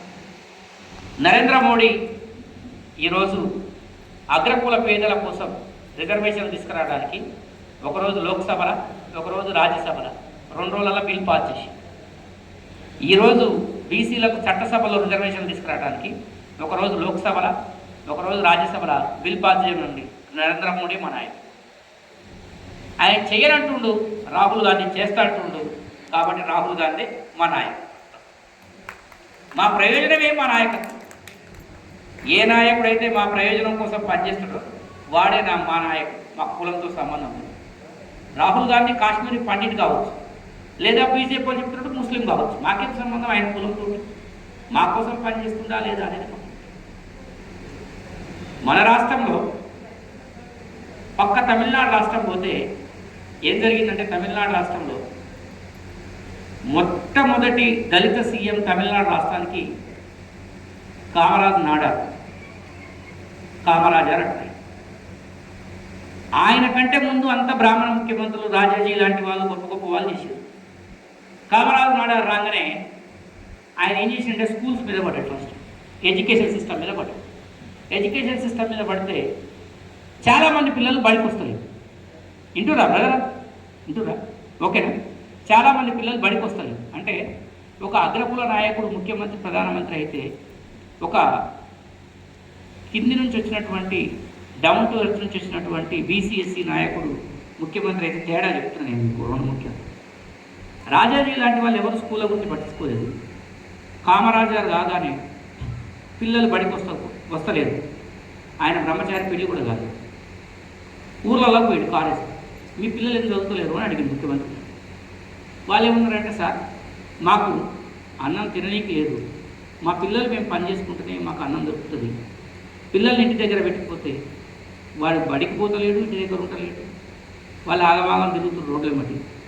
కాబట్టి మేము పనికి తీసుకుపోతున్నాం పిల్లలు. అంటే వీళ్ళ సమస్య ఏంటి అంటే అన్నం సమస్య, వీళ్ళకి భోజన సమస్య. వీళ్ళని ఏం చేయాలని చెప్పేసి ఆయన మిడ్ డే మీల్స్ పథకం పెట్టాడు. First time mid day meals పథకం పెడితే పిల్లలంతా బయలుదేరేవు. ఏ స్కూల్లో చూసినా 300 మంది 500 మంది సీట్లు ఖాళీలు కూడా నిండిపోయారు. ఎందుకు నిండారు అంటే, ఆయన కామరాజు నాడార్ అనేటటువంటి వ్యక్తి చదువుకుంది 4వ తరగతి. ఆయన న్యూస్ పేపర్ నాలెడ్జ్ మీద ఎదిగిండు, కేంద్ర మంత్రి అయిండు, కాంగ్రెస్ పార్టీకి జాతీయ అధ్యక్షుడయ్యాడు. గుర్తుపెట్టు, కామరాజు నాడార్ కాంగ్రెస్ పార్టీకి జాతీయ అధ్యక్షుడయ్యాడు, కేంద్రంలో 21 సూత్రాల పథకం కామరాజు సూత్రాలని చెప్పి పెట్టిండు. ఇందిరాగాంధీ కాంగ్రెస్ పార్టీ సంక్షోభంలో ఉన్నప్పుడు ఇందిరాగాంధీని ప్రధానమంత్రిని చేసి అంత గొప్ప నాయకుడు ఆయన కామరాజు. అక్కడ దళిత్ కమ్యూనిటీ, అక్కడ వాళ్ళు అంటరాని అన్టచబుల్స్, గౌడ్స్ వాళ్ళు కామరాజు. నాడాస్ అంటే గౌడ్స్ అంటే. అటువంటి నాయకత్వం ఈ బీసీల నుంచి, ఎస్సీల నుంచి ఈ దేశంలో ఎంతో మంది ఉన్నారు. ఆయన ఈ దేశంలో ఆయనకు గొప్ప గొప్ప అవార్డు వచ్చింది. భారతరత్న అవార్డు ఇచ్చారు. కామరాజు నాడారు భారతరత్న అవార్డు ఇచ్చారు. మన మహాత్మా పూలేకి ఇయ్యలేదు. అంబేద్కర్కు ఆయన ఇచ్చి బీపీ సింగ్ భారతరత్న అవార్డు ఇచ్చారు కామరాజు. కామరాజు నాడార్ లాంటి వాడు ఈ దేశంలో ఉండేటటువంటి సమస్యని దాని మూలాల్లో పోయి చూస్తేనే కదా తమిళనాడు రాష్ట్రంలో ఈరోజు ఒక నాయి బ్రాహ్మణ కుటుంబం తమిళనాడు రాష్ట్రాన్ని ఏలగలుగుతుంది. స్టాలిన్ నాయి బ్రాహ్మణుడు మంగళ్. అంతకుముందు అన్నాదురై మొదలయ్యారు పద్మశాలి, పెరియార్ రామస్వామి నాయకర్ మున్నూరు కాపు. వీళ్ళ నాయకత్వంలో ఉంది తమిళనాడు. మన దగ్గర సావిత్రిబాయి పూలే నిజామాబాద్లో పుట్టింది, జంపాల చంద్రశేఖర్ ప్రసాద్ నిజామాబాద్లో పుట్టిండు, బాలాగౌడ్ నిజామాబాద్లో పుట్టిండు, ధర్మపురి శ్రీనివాస్ నిజామాబాద్లో పుట్టిండు, ప్రస్తుతం మహేష్ గౌడ్ నిజామాబాద్లో పుట్టిండు. మన పాత్ర నాయకత్వం అంతా వెళ్ళిపోతుంది, మనం పట్టించుకుంటలేదు, మనం దాన్ని పట్టుకోలేకపోతున్నాం. ఆరుగురు రాజారాం నిజామాబాద్లో పుట్టిండు. ఆనాడు రెడ్లకు అందరికీ చెమటలు పట్టించిండు ఆయన. ఆరుగురు రాజారాం ఎక్కడ ముఖ్యమంత్రి అవుతాడో ఈ రాష్ట్రానికి కానివద్దు. ఆయన పాపం ఈ హైవే మీద, ఇదే హైవే మీద యాక్సిడెంట్ చేసి వచ్చాడు. ఆ రోజు ఇంత టెక్నాలజీ లేదు. ఆయన యాక్సిడెంట్ చేసి చంపిడని చెప్తారు చాలామంది. ఉంది వాళ్ళు. ఆరుగురు రాజారాం చచ్చిపోలే, చంపిడని చెప్తూ నీలం సంజీవరెడ్డి వాళ్ళంతా కలిసి కేవీ రంగారెడ్డి, మర్రి చెన్నారెడ్డి, నీలం సంజీవరెడ్డి వీళ్ళంతా కలిసి ఆరుగురు రాజారాం సార్ని ఈ ఆంధ్రప్రదేశ్ రాష్ట్రానికి ఆర్థిక శాఖ మంత్రి చేసిన మన నిజామాబాద్ మున్నూరు కాపు బిడ్డని ఈ హైవే మీద, నాగ్పూర్ హైవే మీద కారుని యాక్సిడెంట్ చేసి చంపారని ఒక వాదన ఉంది. అది వాస్తవం ఎంతో తెలియదు. ఆయన చచ్చిపోయినప్పుడు నేను పుట్టలేదు, చాలా పెద్దోడు కదా. మన దగ్గర ఉన్న నాయకత్వం క్షీణించిపోతుంది రోజు రోజు, సిద్ధాంతపరంగా ఇక్కడ పార్టీలు ఏర్పడకపోవటం వల్ల. అందుకనే ఈ చరిత్ర అంతా పెరియార్ గురించి చదువుకున్న తర్వాత, తమిళనాడు ఉద్యమాలు చదువుకున్న తర్వాత మన కండువ తమిళనాడు కండువ. ఇది బీసీల ఆత్మగౌరవం. రెడ్ బ్లాక్ నువ్వు తమిళనాడు ఎవరు పార్టీ పెట్టి ఇది చేసుకుంటావు, ఆ రాజ్యం మాకు రావాలి తెలంగాణలో అని చెప్పి గీ కండువ మనం తీసుకుంటాం. అదనమాట దీని అనుకున్న స్టోరీ. అయితే మిత్రులారా, ఈ దేశంలో వాస్తవానికి బాధితులు ఎవరయ్యా అంటే దళితులు కాదు, బాధితులు ఎవరయ్యా అంటే బీసీ మన గిరిజనులు కాదు. ఈ దేశంలో నిజమైన బాధిత సమాజం బీసీలు మాత్రమే. మనకు తెలుస్తలేదు ఆ విషయం. మనకు ఆత్మగౌరవం ఎక్కువ ఉంటుంది. నమ్మిన కోసం ప్రారంభిస్తాము, నమ్మిన నాయకుని కోసం జెండాలు మోస్తాము, నమ్మిన నాయకుడిని గెలిపించడం కోసం మనమే ముందుంటాము, మన అన్నదమ్ములను చంపుకోనికి కూడా మనమే ముందుంటాము. ఒక రెడ్డి నాయకుడికి కొమ్ము కాస్తాము, ఒక వెలమ నాయకుడికి కొమ్ము కాస్తాము. మన నాయకత్వాన్ని మాత్రం మనమే కిందుకుంటాం. ఏది మన తక్కెట్లు వేసిన ఎండ్రకించాల పీతలేదు. అందుకనే మనం ఎదగలేకపోతున్నాం మిత్రులారా. కానీ ఈరోజు నేను బీసీ ఉద్యమంలోకి వచ్చిన మొదట్లో ఉన్న చైతన్యము, ఈరోజు చైతన్యము నా చిన్న వయసులోనే నేను చూసి ఆశ్చర్యం. నేను 95లో విద్యార్థి నాయకుడుగా హై స్కూల్ స్థాయిలో బీసీ ఉద్యమంలోకి వచ్చింది. ఆర్ కృష్ణయ్య గారు ఆనాడు బీసీ అంటే అంత నవ్వు. 2001, 2002లో నేను పూలే జయంతి చేద్దామంటే ఆయన కూడా నన్నే అడిగారు. పెరియార్ గురించి చెప్తే ఈయనెవరాయ గడ్డం పెట్టుకోడు అని, నారాయణ గురించి చెప్తే ఈయనెవరాయ గుండు కొట్టుకుంటూ అని, సావిత్రిబాయి పూలే గురించి చెప్తే ఈమెవరా. ఈరోజు ఒక పెరియార్ గురించి, ఒక సావిత్రిబాయి పూలే గురించి, ఒక పూలే గురించి, ఒక నారాయణ గురువు గురించి ఏ మనిషిని అడిగినా గంట ఉపన్యాసం. అది చైతన్యం అంటే, అది మన వాళ్ళలో వచ్చిన చైతన్యం. ఈరోజు బీసీలకు రిజర్వేషన్ కావాలని బీసీలు అడగట్లే, రాహుల్ గాంధీ అడుగుతున్నాం. అది మన చైతన్యం, మనం కొట్లాడుతున్నాం. ఇక్కడ నుంచి మేమందరం, అశోక్ వచ్చిండు, మన ఎంకన్ వచ్చిండు, మూర్తన్ వచ్చిండు, 200 మంది 300 మంది జంతర్ మంతర్లా ఎముకలు కొరికే చలిలా 93 ఏళ్ల ఏజ్లో కొండలక్ష్మణ్ బాబు వచ్చిండు. మేమంతా చేసినాం అక్కడ. తర్వాత 72, 73 ఏళ్ళ ఏజ్లో మా ఎంకన్ వచ్చిండు. వీళ్ళు 70 ఏళ్ళ ఏజ్ వచ్చింది. ఇది ఎందుకు వచ్చి రాదు, ఏమిటికి వచ్చి రాదు, వాళ్ళు బతకలేక. ఆయన రిటైర్డ్ టీచర్, నెలకు 70-80 వేలు శాలరీ వస్తుంది, ఆయన పెన్షన్ వస్తుంది. 70,000 80,000 అకౌంట్లో పడితే హ్యాపీగా బతకొచ్చు. ఆయన గురించి బీసీ ఉద్యమం కోసం ఎందుకు పనిచేస్తుంది, భవిష్యత్ తరాలు బాగుండాలని చేస్తుంది. ఇంకా ఆయన లైఫ్ టైం ఎంత ఉంది, ఒక 5 ఏళ్ళు 10 ఏళ్ళు అంతకంటే ఎక్కువ. కానీ ఆయన ఆలోచన ఏముంది, ఇప్పుడు వచ్చే పిల్లలు బీసీలందరూ కూడా వాళ్ళు సుఖంగా శాంతిగా సౌభ్రాతృత్వంతో బతకాలి, వాళ్ళన్ని అవకాశాలు రావాలి, వాళ్ళు నాకంటే గొప్ప అధికారులు కావాలి, రాజకీయ నాయకులు కావాలి, ఈ దేశాన్ని రాజ్యాన్ని బీసీలు ఏలాలి అనేటటువంటి సంకల్పంతో లక్ష్యంతో మా జగడ వెంకన్న బీసీల జగడ. ఈ విషయం తెలుసుకోవాలి కదా మనం, ఆయన నుంచి స్ఫూర్తి పొందాలి. ఆయన నుంచి ఆ స్ఫూర్తి పొందిన మా దాసరమూర్తులతో స్ఫూర్తి పొందిన. దాసరమూర్తి ఏమన్నా గొప్పవాడా అన్న, ఆయనకన్నా గొప్ప జీవితం అంటే గొప్ప జీతం ఉందా ఎక్కడలక? ఆయన ఎల్ఐసిలో పనిచేస్తాడు, ఎల్ఐసి ఏజెంట్గా పనిచేస్తాడు. బీసీల కోసం ఎందుకు పనిచేయాలనుకుంటున్నాడు? ఆయనకు అవసరం ఏముంది? ఆయన పిల్లలు ఆయన చూడరా, ఇంత అన్నం పెట్టరు ఆయనకి, ఆయన బీసీల కోసం పనిచేయాలనుకుంటున్నాడు. అభగుణ అశోక్ గౌడ్ ఆయన అడ్వకేట్, సీనియర్ జర్నలిస్ట్, టీచర్, బాగా చదువుకున్న పిల్లవాడు. ఆయన ఎందుకు ఈరోజు బీసీల కోసం పనిచేస్తుంది? సాక్రిఫైస్ కదా ఇదంతా. అన్న రామాగౌడ ఉన్నాడు, మోతి రామాగౌడ ఉన్నాడు, ఈ రామాగౌడ ఉన్నాడు. ఆయన రేపు కాంగ్రెస్ పార్టీలోకి పోతే ఎక్కడ పోతే ఏమయ్యా నువ్వు బీసీ మీటింగ్లో పోయి బాగా మాట్లాడుతున్నాడు అని ఆయన కూడా ఏదో కూడా చేస్తాడు. అయినా వాళ్ళు తెగబడి ఎందుకు వస్తుందంటే మన వాళ్ళ కోసం, మన కోసం వస్తుంది. నేనంటే లైఫ్ టైం పెట్టుకున్నాను, ఫుల్ టైమర్గా ప్రకటించుకున్నాను. 2 వచ్చినా 3 వచ్చినా ఎవరు రాకుండా నేను తిరుగుతా బీసీలు. ఇక నాకు వేరే ఆశ లేదు, ఇదే పని ఉంది కాబట్టి తిరగాలని డిసైడ్ చేస్తున్నట్టు తిరుగుతుంది. మన సమస్యలు మనం తెలవకపోతే ఎట్లా, మన సమస్యల మీద మనం మాట్లాడకపోతే ఎట్లా, మన సమస్యల మీద మనం తెలవకపోతే ఎట్లా? ఈరోజు మన మిత్రులు దళిత సోదరులు నా చూడు, వాళ్ళు ఎంత ఐక్యతతో ఉంటారు, వాళ్ళతో నువ్వు కొట్లాడి చూస్తే ఏం తెలుస్తుంది? నువ్వు ఒక రియల్ ఎస్టేట్ చేసే బీసీలు, ఫైనాన్సులు నడిపే బీసీలు, చిన్న చిన్న వ్యాపారాలు చేసే బీసీలు, కొద్దిగా తెల్ల బట్టలు వేసుకుంటే వాళ్ళకి ఎస్సీ ఎస్టీ అట్రాసిటీ కేసులు. ఎందుకైతే తెలుసా? ఎందుకైతే పెడతారు వాళ్ళంటే అగ్రకులాలు పెట్టిస్తారు మనోళ్ళతో, వాళ్ళు మనోళ్ళే, కానీ అగ్రకుల చెప్తారు ఎప్పుడు రాడు. వీడు డిస్టర్బ్ చేయాలి, వీడి మైండ్ని సర్కాయింప చేయాలి, చేస్తే వీడి డెవలప్మెంట్ ఆగిపోవాలి. వీడు ఆగిపోవాలి కదా, స్పీడ్ బ్రేకర్స్ ఇస్తారు, వీడు పోయేదండి. వాస్తవంలో కాదా? ఫేస్ చేయలేదు అయ్యన్న.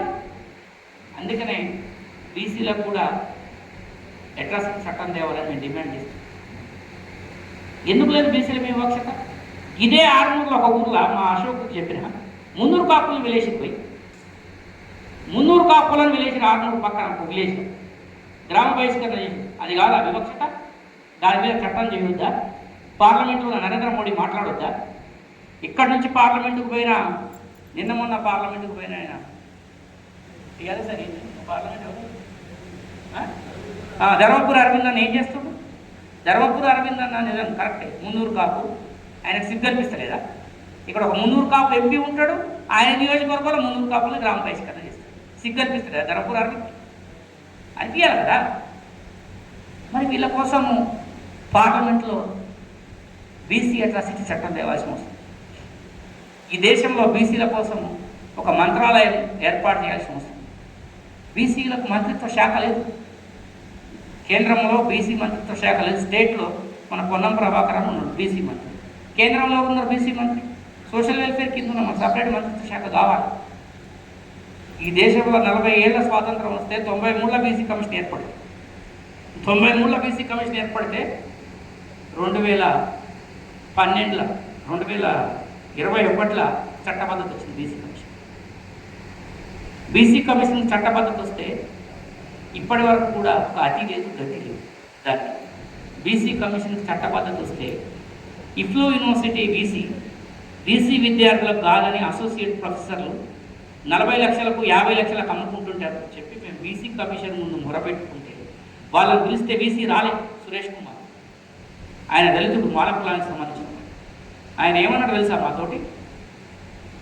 తూటాలు లేదు తుపాకీ బీసీ కమిషన్ పోవన్నాడు. అన్నీ నీకు తుపాకీ ఇచ్చారు కానీ దాంట్లో తూటాలు ఎవరా భయ్, నీ తూటాలు వేరే నన్ను గ్యాల్స్లోకి పోవచ్చు. నిజమే, నరేంద్ర మోడీ బీసీ కమిషన్కు తుపాకీ ఇచ్చిండు, కట్టించి కూర్చోరా అన్నాడు, కొట్టలేడు. కట్టించి కొట్టేటటువంటి పరిస్థితి లేదు బీజేపీ పార్టీ. వాడు యథేచ్ఛగా ఇఫ్లూలో ఉండేటటువంటి English professor, associate professor, assistant professor ఇష్టారీతిగా 50 లక్షలకు 40 లక్షలకు అమ్ముకున్నాడు. బీసీ పిల్లలు చాలామంది పిహెచ్డీలు చేసి వాళ్ళు చిన్న చిన్న క్లాసులు చెప్పుకుంటారు. వారానికి 2 క్లాసులు 3 క్లాసులు 2000 ఇస్తారు ఒక క్లాసు, వారంలో 3 క్లాసులు ఇస్తారు, వారానికి 6000 ఇస్తారు. 12 క్లాసులు చెప్తే 25-30 వేలు. అదే ప్రొఫెసర్ పోస్ట్ వస్తే 2,50,000 రూపాయల జీతం, 2 లక్షల రూపాయల జీతం. అక్కడ 50 నుంచి 60 మంది దగ్గరగా ఒక 48-50 యూనివర్సిటీలు దేశవ్యాప్తంగా ఉంటే ఒక్క యూనివర్సిటీలో కూడా బీసీ రిజర్వేషన్ ఇంప్లిమెంట్ చేయలేదు. బీసీలు వాళ్ళ ఇష్టానురీతిగా 30 లక్షలు 50 లక్షలు అడిగే నాదుడే లేడు, కనీసం అవగాహన లేదు. బీఆర్ఎస్ గవర్నమెంట్ ఉంది. బీఆర్ఎస్ ఇవాళ ఏమంటుందంటే కామారెడ్డి డిక్లరేషన్ అమలు చేయకపోతే నీ సంగతి చెప్తా అంటుంది కేటీఆర్. కేటీఆర్ని మనం ఒకటి అడగాలి, కామారెడ్డి డిక్లరేషన్ అమలు చేయాలి, మీకు కరెక్టే, నేను కాదంటే 10 ఏళ్ళు నీకు అధికారం ఇస్తే నువ్వేమీ. ఇక్కడ ఏం జరిగిందంటే మిత్రులారా, చాలామందికి తెలియని విషయం, 2010లో జస్టిస్ కేజీ బాలకృష్ణ అనేటటువంటి supreme court CJI chief justice of India విద్యా ఉద్యోగ రంగాల్లో ఏ విధంగా అయితే 50% రిజర్వేషన్ సీలింగ్ ఉందో స్థానిక సంస్థల్లో కూడా అదే రకమైన 50% సీలింగ్ను ప్రవేశపెట్టాలి. 60.55% రిజర్వేషన్ స్థానిక సంస్థ. అప్పుడు ఏమవుతుందంటే 34% రిజర్వేషన్ బీసీలకు వస్తుంది, ఎస్టీలకు 18% వస్తుంది, ఎస్టీలకు 8% వస్తుంది. లేలే అది కాదు, దీన్ని 50% తీసుకుపోవాలన్నప్పుడు ఆటోమేటిక్గా 23% వచ్చేస్తుంది, 11% తగ్గుతుంది రిజర్వేషన్. తగ్గినప్పుడు మన డాక్టర్ పుంజాల వినయ్ కుమార్ గారని, ఆయన తమిళనాడు గవర్నరు, కేంద్ర మంత్రి చేసినటువంటి పుంజాల శివశంకర్ గారి అబ్బాయి, మాజీ యూత్ కాంగ్రెస్ ప్రెసిడెంట్ పుంజాల సుధీర్ కుమార్ వాళ్ళు అన్నారు, అరే మా బీసీలు నష్టపోతుంది కదా అని చెప్పేసి బెంగళూరుకు సంబంధించినటువంటి ఒక వర్మ అని ఈ రిజర్వేషన్ సర్వీస్ మ్యాటర్స్ మీద సుప్రీంకోర్టులో బాగా వాదిస్తారు. ఆయనకు 20 లక్షలు ఫీజు ఇచ్చి 2010లో కేసు ఇప్పించారు, స్టే తీసుకొస్తే ఆ స్టే మీద 2017 వరకు కూడా రిజర్వేషన్ల మీద నడిచింది. మనకు బరాబర్ రిజర్వేషన్ వచ్చింది. 2017లో మనకు రిజర్వేషన్లు వచ్చినప్పుడు కేసీఆర్ ఏమంటాడంటే, సుప్రీంకోర్టులో 50% రిజర్వేషన్ సీలింగ్ ఉంది, నేనేం చేయలేను, నేను అదే రిజర్వేషన్తో చేస్తాను అని చెప్పేసి ఈయన కనీసం ఒక అడ్వకేట్ని పెట్టలేదు, ఒక రివ్యూ పిటిషన్ ఇవ్వలేదు, కనీసం కేంద్ర ప్రభుత్వానికి రిప్రజెంటేషన్ ప్రధానమంత్రికి ఇవ్వలేదు, రాష్ట్రపతికి ఇవ్వలేదు. చిన్న అడ్వకేట్ని పెట్టచ్చు కదా, నువ్వు ఈ రాష్ట్రానికి ముఖ్యమంత్రివి, ఈ రాష్ట్రంలో 50-60% ఉన్న ప్రజలు నష్టపోతూ వాళ్ళ రిజర్వేషన్లు కోల్పోతూ 9,000 మంది 12,000 మంది వాళ్ళ రిజర్వేషన్లు కోల్పోతూ, కౌన్సిలర్ నుంచి మొదలు పెడితే జడ్పీ చైర్మన్ల వరకు 30,000 మంది ప్రాతినిధ్యాన్ని కోల్పోతూ ఆ సమాజం కోసం ఒక అడ్వకేట్ పెట్టలేదు. పైగా డాక్టర్ పుంజాల వినయ్ కుమార్ గారు వేసినటువంటి రివ్యూ పిటిషన్ని స్టేట్ గవర్నమెంట్ నుంచి, మా స్టేట్ నుంచి తీసుకొచ్చిన రివ్యూ పిటిషన్ వెనక్కి తీసుకుంటే మన రిజర్వేషన్లు 23%. అసలు రిజర్వేషన్ల మీద కుట్ర చేసిందే కేసీఆర్, అసలు రిజర్వేషన్లు ఎత్తేసిందే కేసీఆర్. కేటీఆర్ రమ్మని నాకు డిబేట్కి, వాటితో నేను మాట్లాడతా. మన వాళ్ళకి అవగాహన లేదు. అక్కడ ఉన్న ఈటల రాజేందర్ మాట్లాడకపోయి, అక్కడ ఉన్న మధుసూదనాచారి మాట్లాడకపోయి, అక్కడ ఉన్న శ్రీనివాస్ గౌడ్ మాట్లాడకపోయి, అక్కడ ఉన్న తలసాని శ్రీనివాస్ యాదవ్ మాట్లాడకపోయి, మా రిజర్వేషన్ లేకపోతున్నాయి సార్ మీరు మాట్లాడాలని. ఇవాళ బీఆర్ఎస్ ఉండేటటువంటి మాజీ ఎమ్మెల్యేలు, రెడ్డి ఎమ్మెల్యేలు, వెలమ ఎమ్మెల్యేలు కబడ్దార్, కాంగ్రెస్ రిజర్వేషన్ తగ్గిస్తే వీడు ఇచ్చేటోనికి ఉల్టా ఈ కేటీఆర్ గారు నువ్వేం చేసినావు, నువ్వు బీసీల కోసం ఏం చేసినావు అని చెప్తావు.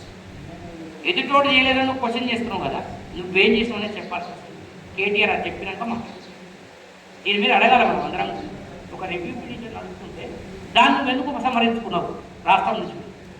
రిజర్వేషన్ వచ్చేదాన్ని ఏదో కోర్టుకు పోయి అడ్డం పెట్టి స్టే తీసుకొచ్చి నడిచేదాన్ని నడవనీయకుండా విత్డ్రా చేసుకొచ్చి ఈరోజు వీళ్ళు ఏదో కామారెడ్డి డిక్లరేషన్ ఇస్తే రాహుల్ గాంధీ లాంటి నాయకులు ఉంటే ఆయన చేయాలి బీసీల కోసం అని చెప్పి పదే కాంగ్రెస్లో కూడా చాలామంది బీసీ వ్యతిరేకులు ఉన్నారు, రెడ్లు చాలామంది బీసీ వ్యతిరేకులు ఉన్నారు. ఈ బీసీలు ఎట్లా తొక్కాలని చూస్తున్నారు కాంగ్రెస్ పార్టీ తక్కువది కాదు. కానీ రాహుల్ గాంధీ గారు బీసీ రిజర్వేషన్ల కోసం మాట్లాడదు కాబట్టి వీళ్ళు నోర్లు మూసుకొని బీసీల కోసం పనిచేయాలని చెప్పండి. వేరే ఆప్షన్ లేదా? రేవంత్ రెడ్డి ముఖ్యమంత్రి అయినా, ఉత్తమ్ రెడ్డి ముఖ్యమంత్రి అయినా, ఆ శ్రీధర్ బాబు ముఖ్యమంత్రి అయినా బీసీల కోసం పనిచేయాలి. ఎందుకంటే వాళ్ళ అధినాయకుడు తీసుకున్న స్టెప్ అది. ఈ వీళ్ళు టీఆర్ఎస్ వాళ్ళు ఇంత అన్యాయం చేసి బీసీలకు ఈరోజు దొంగ లెక్క ముసుకేసుకొని మేము బీసీలకు చేసినాం, ఏం చేసినామే మీరు చెప్పురు బ్రదర్. మీరంతా కేసీఆర్ 10 ఏళ్ళు ముఖ్యమంత్రి ఉండి ఏ రోజన్నా బీసీల గురించి మాట్లాడినా ఎవరు విన్నారా? నేనైతే విన్నారా? ఎక్కడన్నా బీసీల గురించి మాట్లాడక చెప్పుడు, ఎవరన్నా చెప్పు. బీసీల కోసం బీసీలు అనే పదవే రాలే ఆయన నోట్లకి. వచ్చిందా? వస్తే నాకు చూపి. అంత దొంగ కేసీఆర్, దొర కేసీఆర్ బీసీల బద్ద వ్యతిరేక వాడు. ఈరోజు బీసీల గురించి ముసలి కన్నీరు కాల్స్తే నీ మాటలు ఎవరంటారు? కేటీఆర్ నువ్వు దొంగవని తెలుసు. నువ్వు పట్టపగలైంది నీ బతుకంతా. నిన్ను ఇలా దేక్కితోడు లేడు, లెక్క చేసేటోడు లేడు. మొన్న అంటాడు చెవెలలా కాసానికి జ్ఞానేశ్వర్ ముదిరాజు మేము బీసీకి ఇచ్చిన ఎంపీ ఎడిపోయారు. ఆ బీసీలతో ఓట్లు వేసుకొని మరి నీ ఎలవలందరూ వేసుకోమను. కాసాని జ్ఞానేశ్వర్ ముదిరాజు అన్న ఆయన స్థాయికి నీ పార్టీలో జాయిన్ కావడం ఆయన చేసిన తప్పు. నీలాంటి దొంగల సంఘాలు చేస్తే దొంగలే అవుతారు అందరు. దొంగనేమంటే దొంగడు అంటారు కదా అందరు. ఇటువంటి రాజకీయాలు మన దేశంలో, మన రాష్ట్రంలో నడుస్తున్నాయి. కాబట్టి మనం గుర్తుపెట్టుకోవాల్సిన విషయం ఏంటంటే ప్రతిరోజు పేపర్ చూడాలి, ప్రతిరోజు వాట్సాప్ చూడాలి. మన కోసం దేశంలో, రాష్ట్రంలో బీసీలకు వ్యతిరేకంగా ఎవడున్నాడు, బీసీలకు అనుకూలంగా ఎవడున్నాడో తెలుసుకోవాలి. బీజేపీ వాళ్ళు ఏమంటారంటే మేము గెలిస్తే ముఖ్యమంత్రి బీసీలకు ఇస్తామంటాడు కిషన్ రెడ్డి. గెలవడు కాబట్టి ఇస్తాడు. మేమేమన్నామంటే రాష్ట్ర అధ్యక్షుడు ఇలా పోయి ఫస్ట్ ఉన్న బండి సంజయ్ వీక్లో ఈటల రాజేంద్ర పెట్టాలి మేము. రాష్ట్ర అధ్యక్షుడు కిషన్ రెడ్డి కదా. కిషన్ రెడ్డికి కేంద్ర మంత్రి కావాలి, రాష్ట్ర అధ్యక్షుడు కావాలి. ఇంద్రసేనారెడ్డికి గవర్నర్ కావాలి. వాడు ఒకటి వస్తున్నాడు మా టీవీ డిబేట్స్ ప్రకాష్ రెడ్డి అని పల్లకొచ్చు, వానికి రాష్ట్ర అధ్యక్షుడు కావాలి. ఇంకోడు ఉంటాడు అడ్వకేటు రామచంద్ర రావాలి, వానికి రాష్ట్ర అధ్యక్షుడు కావాలి. ఇంకోడు ఉంటాడు Uppal RTO agent, NVSS Prabhakar RTO agent, వానికి రాష్ట్ర అధ్యక్షుడు కావాలి. ఈటల రాజేంద్రకు మాత్రం మీరు. ఈటల రాజేంద్ర ఎంత గొప్పడు తెలుసా? మల్కాజిగిరి నియోజకవర్గం ఈ దేశంలోని అతిపెద్ద నియోజకవర్గంలో 4,93,000 మెజార్టీతో తెలుసు. 4,93,000 మెజార్టీతో తెలుసు. మన కిషన్ రెడ్డిని తీసుకుపోయి అంబర్పేటలో ఎమ్మెల్యే చేస్తే అన్న మీద ఓడిపోయాడు, మన మీద బీసీ మీద ఓడిపోయాడు, తుక్కు ఓడిపోయాడు. అంబర్పేట వాళ్ళు తరిమేస్తే సికింద్రాబాద్ పోయి ఆ దత్తాత్రేయ కాళ్ళు పట్టుకొని మళ్ళా మాజీ ఎంపీ దత్తాత్రేయ కాళ్ళు పట్టుకొని గెలిచి కేంద్ర మంత్రి అడగబోతుంది. ఇటువంటి దొంగలు బీజేపీ పార్టీలో పెట్టుకొని, ఇటువంటి లంగాలు బీజేపీ పార్టీలో పెట్టుకొని బీజేపీ పార్టీ ఎట్లా బాగుపడదు? బీజేపీ పార్టీ బాగుపడాలంటే ఈటల రాజేంద్ర లాంటి వాళ్ళు రావాలి, ఏది రాష్ట్ర అధ్యక్షులుగా. బీఆర్ఎస్ పార్టీ బాగుపడాలంటే మా మధుసూదనాచార్య లాంటి వాళ్ళు, ఎల్రమ్మ లాంటి వాళ్ళు, ఇంకా లేకపోతే ఇంకెవరైనా బీసీను ఎస్సీను బీసీలే రావాలి. మాకు ఈ దేశంలో, ఈ రాష్ట్రంలో 60-70% మాకే ఈ రాష్ట్ర అధ్యక్షుడు. గెలవని సీఎం అయితే ఇస్తావు, నీ చేతిలో ఉన్న రాష్ట్ర అధ్యక్షుడు అయితే ఆయన చెప్తాడు. ఇక కమ్యూనిస్ట్ పార్టీ ఆయన కమ్యూనిస్ట్ వీరభద్రం గారు ఆయన ఒకరోజు పెద్ద ఉపన్యాసం ఇచ్చిండయా మేము ఆడిపోతే సుందరయ్య విజ్ఞానవరం. ఆయన అంటాడు పుట్టడం నా చేతిలో లేదు పోయి, నేను పుట్టేది ఉంటే మాదిగోలింటే పుట్టింది, కమ్మోలింటి లేదు పుట్టింది. ఆయన అంటే పుట్టడం అంటే ఆయన చేతులు లేదట, ఆయన మాదిగోలింట్లో పుట్టాలని బాగా ప్రేమ. మరి అన్న మరి పుట్టడం నీ చేతిలో లేదు, కమ్మోలింట్లో పుట్టిన ఎవరి చేతిలో పుట్టడం ఉండదు లేదని, మరి నీ చేతిలో సిపిఎం రాష్ట్ర కార్యదర్శి మా మాదిగోలకి రాదు ఉంది కదా. ఇటువంటి దొంగలు ఇటువంటి దొంగలు, ఇటువంటి లంగలు మన బీసీలను ఎదగనీయకుండా, బీసీల చేతికి నాయకత్వం రాకుండా, వీళ్ళ చేతిలో పార్టీ పగ్గాలు పెట్టకుండా, ఇప్పుడు మహేష్ కుమార్ గౌడ్కి కాంగ్రెస్ పార్టీ పిసిసి అధ్యక్ష పదవి ఇచ్చింది. ఇప్పుడు బీజేపీకి పెద్ద సవాల్ అయిపోతుంది, బీఆర్ఎస్ పెద్ద సవాల్ అయిపోతుంది. టీడీపీ అంటే లేదనుకో, కమ్యూనిస్టులు అంటే అసలే లేదు, వాళ్ళ ముచ్చట కాదు. కానీ ఈ రెండు పార్టీలకు పెద్ద సవాల్ అయిపోతుంది. మేమేమంటున్నామంటే ఏ పార్టీ కూడా రాష్ట్ర అధ్యక్షుడు ఫస్ట్ బీసీలకు ఇచ్చింది. దీని మీదనే మనం మాట్లాడాలి. ప్రతి పార్టీ రాష్ట్ర అధ్యక్షుడు బీసీలకి ఎవరన్నా కానీ ఒక బీసీ మిత్రుడు అయితే సరిపోతుంది. మిత్రులారా, అదేవిధంగా దేశవ్యాప్త బీసీ ఉద్యమానికి మనం శ్రీకారం చుట్టాలి. దేశవ్యాప్త బీసీ ఉద్యమం కూడా తెలంగాణ నుంచి పోవాలి. మనం అందరం నాయకులం కావాలి. మన నాయకత్వం రేపు నవంబర్లో అక్కడ జంతర్ మంతర్లో ఈ డిమాండ్స్ మీదనే ప్రతిసారి 2-3 సార్లు ఢిల్లీ పోతాం, జంతర్ మంతర్ పోతాం, అక్కడ కేంద్ర మంత్రులకు అందరు కలిసి రిప్రజెంటేషన్ ఇస్తాం. ఈసారి రాహుల్ గాంధీ గారి టైం దొరుకుతుంది మనకు. మీ అందరూ కూడా చెప్తున్నారు, మనం ఒక టీం పోతాం తెలంగాణ బీసీ సంక్షేమ సంఘం నుంచి. రాహుల్ గాంధీ ఇంకిన్ని గొప్ప గొప్ప పథకాలు తీసుకురావాలి బీసీల కోసం, ఎటువంటి సంస్కరణలు తీసుకురావాలని రిప్రజెంటేషన్ చేస్తాము. మీరు అందరూ రావాలి. మీ అందరికీ ధన్యవాదాలు ఈ కార్యక్రమానికి వచ్చినందుకు. ఇంకా చాలాసేపు మాట్లాడేది ఉంది కానీ మీకు అందరికీ బోర్ కొడుతుందని చెప్పేసి నేనే తగ్గించిన. నెక్స్ట్ టైం మళ్ళీ కలుద్దాము. మనం అందరం కూడా చిన్న చిన్న డిస్కషన్స్, మనం ఏమి ఇట్లా పెద్ద పెద్ద మీటింగ్లు పెట్టుకోవాల్సిన అవసరం లేదు. ఇప్పుడు ఏదో నాకు తెలిసిన దాంట్లో మీరు కూడా స్టడీ చేయాలి, బాగా అధ్యయనం చేయాలి. అధ్యయనం చేయకపోతే తెలియదు. ఇప్పుడు నేను కూడా వీటి మీద అధ్యయనం చేయబడితే మీతో ఇంతసేపు మాట్లాడగలుగుతున్నాను. మీరు కూడా బాగా బీసీలు అనేదాన్ని మైండ్లో పెట్టుకొని అరే మనకు అన్యాయం జరుగుతుందా, న్యాయం జరుగుతుందా, ఎట్లా జరిగితే బాగుంటుంది అని చెప్పి సోషల్ మీడియాలో మీకున్న ఐడియాని మీ ఫేస్బుక్లలో, మీ వాట్సాప్లలో, మీ ఇన్స్టాగ్రామ్లలో 2 నిమిషాలు మాట్లాడి పెట్టి ఏమైతే ఒకవేళ నరేంద్ర మోడీ బీసీలకు అన్యాయం చేస్తుందని చెప్పి నాలుగేం తిట్టొద్దు. నేను చేస్తాను ఏమైంది తిట్టొద్దు.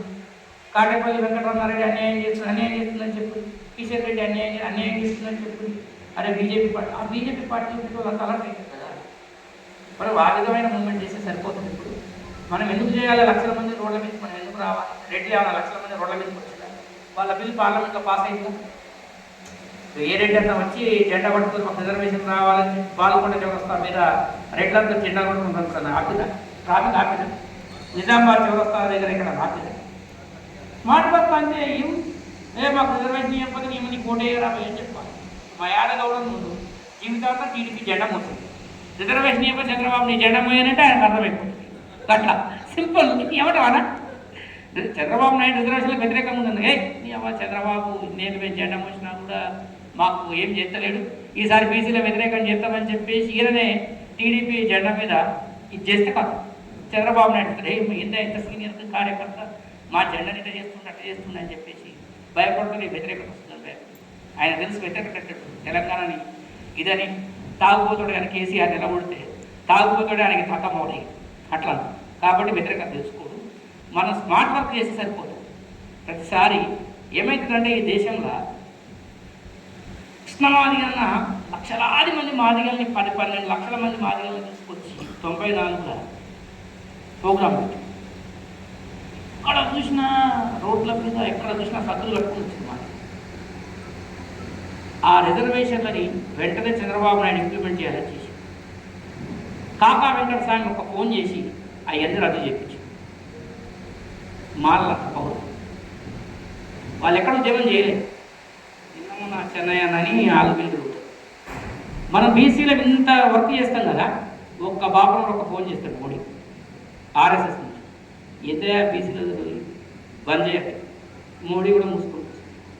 మా దేవేంద్ర గౌడ్ సార్ మా గురువు గారు ఏం చెప్పింది తెలుసు సార్, రాజ్యసభలో ఉన్నప్పుడు వియన్మంతా నాకు మోడీ వీళ్ళని తీసుకొని అదే దేశవ్యాప్తంగా గట్టిగా చేయలే మూమెంట్, నన్ను కుర్చీ మీదకి గుంజి కిందేయాలి, మోడీ రాజీనామా చేసుకోవాలి, రామ్లీలా మైదానంలో 20 లక్షల మంది మీటింగ్ పెట్టి బీసీలకు రిజర్వేషన్ ఈ పార్లమెంట్ అని చెప్పి బీసీలు మూవ్మెంట్ చేస్తారు. బిల్లు పెట్టాలని నేనే పెట్టిస్తే దగ్గర ఉండి మనోళ్ళు ఖాతాదారు స్పీకర్ నేనేం చేయను రా నాయన అని చెప్పి మోడీ అన్నాడు. దేవేంద్ర గౌడ్ సార్ వాస్తవం మీరు బయటగా నరేంద్ర చెప్పినట్టుగా ఆయన కూడా మనమైతేనే ఇంత కష్టపడాలి.